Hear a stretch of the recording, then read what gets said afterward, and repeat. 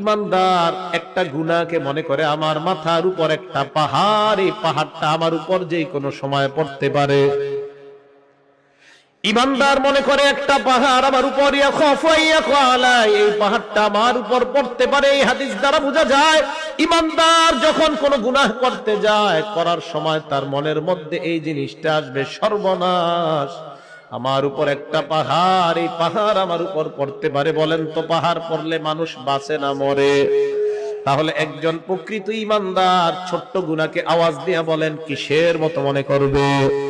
আপনাদের হাত পায়ে ধরে বলি, আজকে থেকে গুনাহ করার আগে কথাটা মনে রাখবেন, আমি একজন ইমানদার, এক একটা গুনাহ আমার কাছে পাহাড়ের মতো মনে হওয়া দরকার। যদি দেখাইতে পারতাম, সিনাটা ফাইরা আপনাদেরকে দেখাইতে পারতাম কত কষ্ট নিয়ে কথাগুলা বলতেছি।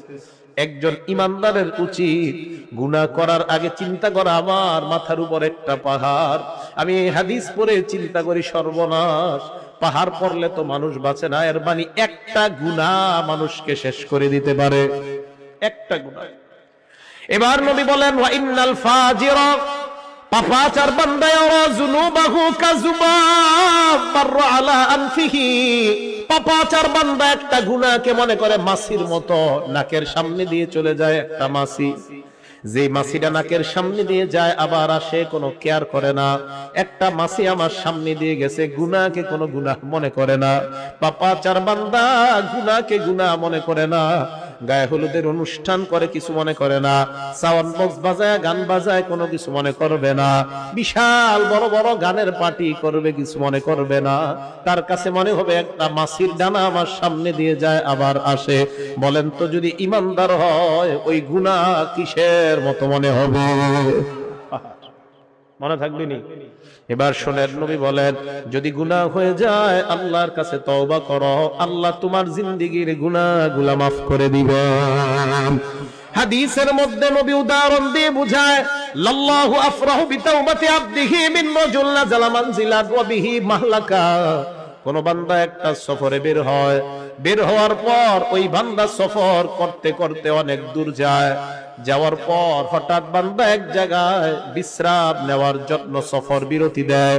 হঠাৎ আশেপাশে তাকায় দেখে কোনো মানুষ নাই, ঘর নাই, ঘর বাড়ি কিছু নাই। যেই কোনো মুহূর্তে তার উপর কোনো হিংস্র প্রাণী আক্রমণ করতে পারে, অথবা কোনো ডাকাত দল তার উপর আক্রমণ করতে পারে। আশেপাশে তাকায় দেখে কেউ নাই, কেউ নাই।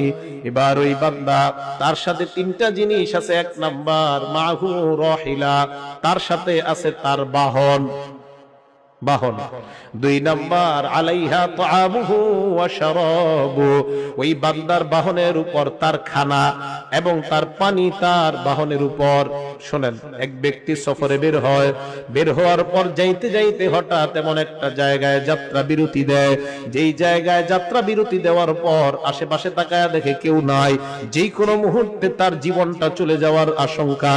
এমন একটা ভয়ঙ্কর মুহূর্তে ওই বান্দা এবার তার সাথে মাত্র তিনটা জিনিস, ওয়াবিহি মাহলাকা, প্রাণ নাশের আশঙ্কা, মাহু রাহিলা, তার বাহন আছে, খানা আছে, পানি আছে, আর কিচ্ছু নাই। বান্দা চিন্তা করলো একটু ঘুমায় নেই, ঘুম থেকে ওঠার পর আবার সফর শুরু করব।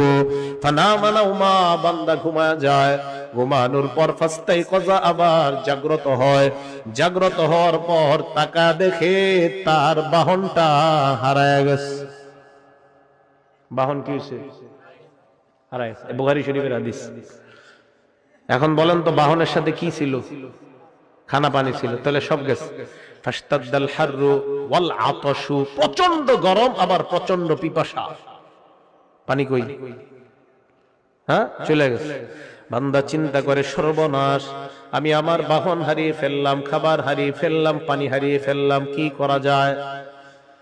বান্দা চিন্তা করে, আবার যদি ঘরে ফিরে যাই সম্ভব না, যদি আমি আবার আমার গন্তব্যের দিকে রওনা হই তাও সম্ভব না, কারণ খানা পানি বাহন কিছুই নাই।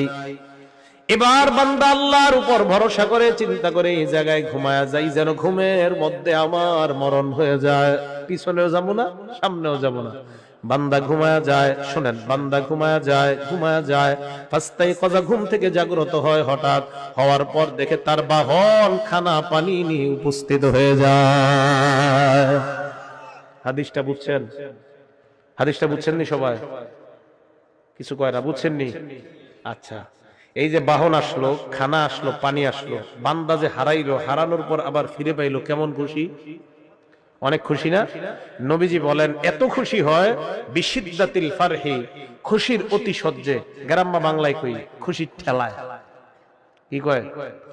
খুশির ঠেলায় আল্লাহরে কয় আল্লাহুম্মা আনতা আব্দি ওয়া আনা রাব্বুকা, আল্লাহ আপনি আমার গোলাম, আমি আপনার রব। হ্যাঁ, আল্লাহরে কয়, মানে এ জানে না এর মুখ দিয়ে কি বের হইছে কইতে পারে না। ঠিক আছে না কথাটা? আল হাদিস ভাই থাকলে কেউ জবাব দেন, এই হাদিসের জবাব দেন। এই হাদিসের কি জবাব? বুখারী শরীফের হাদিসই তো আসেনি এলাকায়। হ্যাঁ, আল হাদিস ভাই আছে এলাকায়? যদি থাকে এই হাদিসের জবাব কি? যে হাদিসে যে বান্দা আল্লাহরে কইলো আপনি আমার রব, আমি আপনার, আপনি আমার গোলাম, আপনি আমি আপনার রব, কি জবাব? বিপদে পড়ে যাবে। আমি আল হাদিস ভাইদের মহব্বত করি, এই হাদিসের জবাব কি? হাদিস না ফলো করেন সহিহ হাদিস, এই তো বুখারীর হাদিস, বুখারী শরীফের 6308 নম্বর হাদিস। কি জবাব?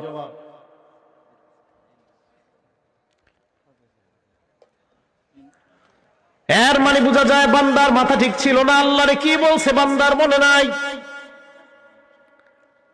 বান্দা আল্লাহরে খুশির ঠেলায় বলছে আল্লাহ আপনি আমার গোলাম, আমি আপনার রব। নবী বলেন এই বান্দা হারিয়ে যাওয়া ওট, হারিয়ে যাওয়া বাহন ফিরে পাওয়ার পর যে পরিমাণ খুশি হয়, একজন বান্দা গুনাহ করার পর তওবা করলে এর চাইতে কোটি গুণ বেশি আল্লাহ খুশি হয়ে যায়।